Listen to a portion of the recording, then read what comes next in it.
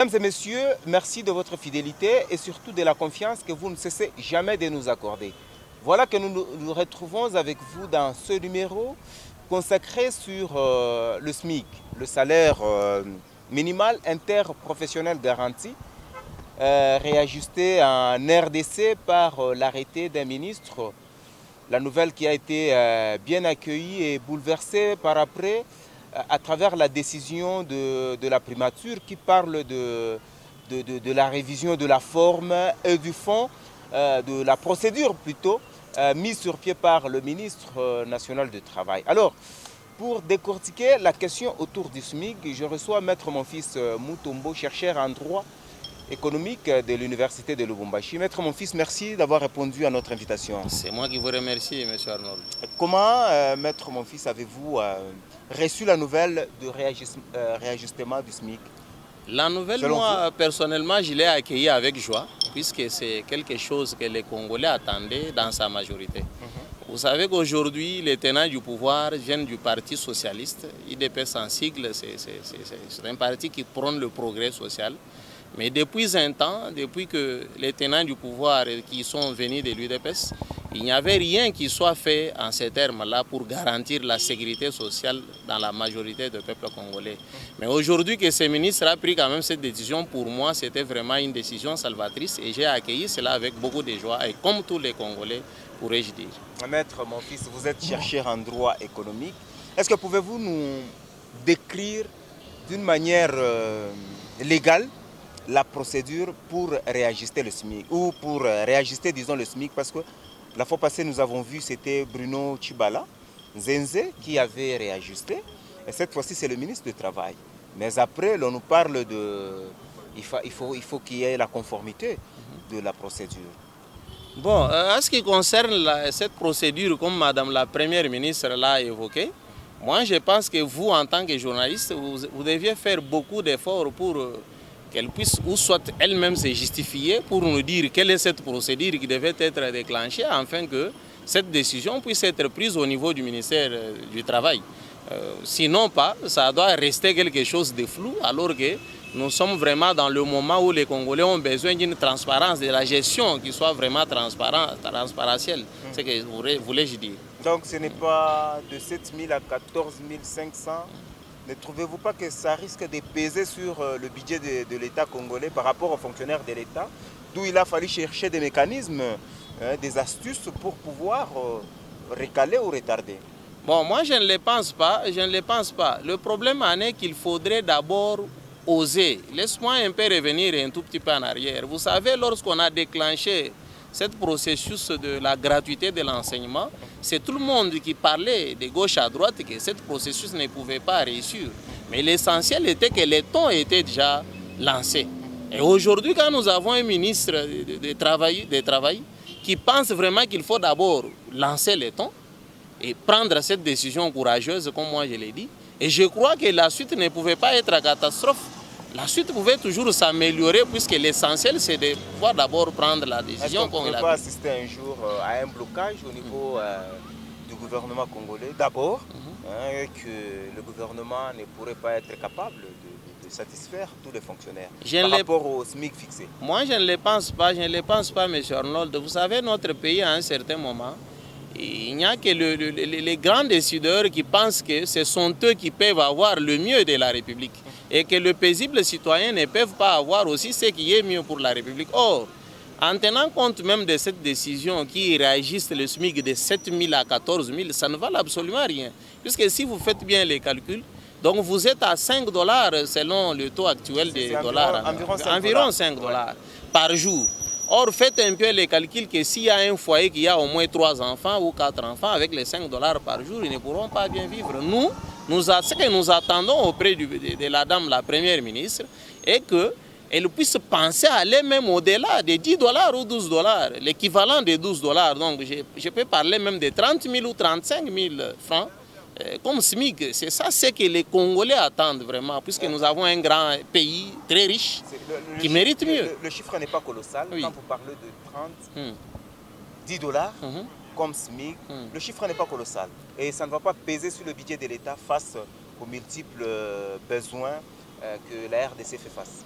Colossal par rapport à quoi? Puisque le budget en soi, c'est quelque chose qui est d'abord proclamé. Après, maintenant, on se met sur le champ de bataille pour recouvrer de l'argent afin de pouvoir réaliser ce qui a été proclamé en budget.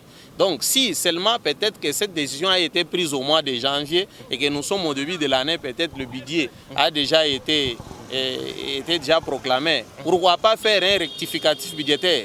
Il y a toujours un rectificatif budgétaire qu'on a toujours fait dans des pays qui se veulent grands. Pourquoi pas ne pas le faire? Moi, je pense que c'est un moment approprié, que si Madame la ministre voyait que cela peut bloquer en sorte de budget, on peut faire un rectificatif budgétaire. Et cela pourra améliorer aussi les conditions sociales. Voilà, chercheur en droit que vous êtes, en droit économique, pensez-vous qu'aujourd'hui, avec le réajustement du SMIC aussitôt appliqué, il y aura de l'incident direct sur le quotidien des Congolais? Il y aura certainement l'incident d'une manière positive. Puisque quelqu'un qui hier touchait par exemple 280 000 et qu'on ait doublé aujourd'hui, il a quand même 560 000 francs. Là, il pourra quand même, tant soit peu, donc terminer quand même ses besoins, bien qu'il ne va pas terminer, il va quand même étancher. C'est une réponse indirecte. Une réponse d'une manière indirecte. Par rapport à la demande des Congolais pendant la campagne électorale. Pendant la campagne, vous vous en souvenez, depuis 2018, alors que le président Tshisekedi a pris le pouvoir, lui-même a prôné, comme son père le disait, le peuple d'abord. Et je pense que s'il y a une décision qui a été prise qui soit meilleure, c'est cette décision, puisqu'il met d'abord le peuple en première position. Ça, je pense que c'était ma prochaine question que je voudrais vous poser. Depuis que Félix Tshisekedi est président de la République, est-ce que pensez-vous que c'est l'unique ou meilleure décision prise en faveur du peuple? Je le crois certainement, M. Arnold, que c'est l'une des meilleures décisions qui soit prise. Et nous lui demandons encore d'aller au-delà, puisque le SMIC en soi, notre pays est en bas de l'échelle.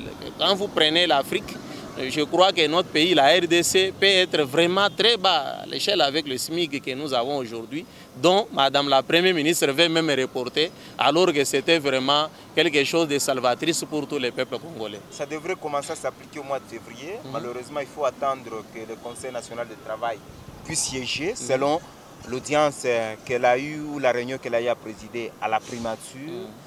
Le retard dans l'application, ce n'est pas de manœuvre aujourd'hui orchestrée, peut-être pour se mettre d'accord avec les investisseurs qui ont des entreprises en RDC.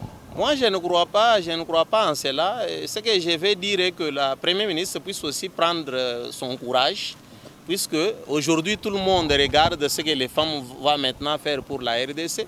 Il y a eu quand même beaucoup de femmes qui aujourd'hui occupent des postes clés dans notre pays. Le président de la République a essayé de pouvoir les promouvoir, qui sont des femmes multidiplômées, pour que je puisse bien dire, comme elles, les multidiplômées, il y en a beaucoup, tant d'autres. Donc il faut maintenant qu'elles puissent prendre cette courage, comme M. Ephraim l'a fait, puisque M. Ephraim, il a pris vraiment une décision courageuse, d'après moi.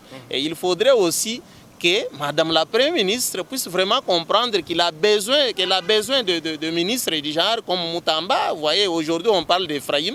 Hier on parlait toujours de Moutamba, aujourd'hui c'est Ephraim. Donc elle a besoin de ministres de ce genre pour vraiment faire que son gouvernement puisse être mieux coté au niveau de la population. 14 500 comme SMIC.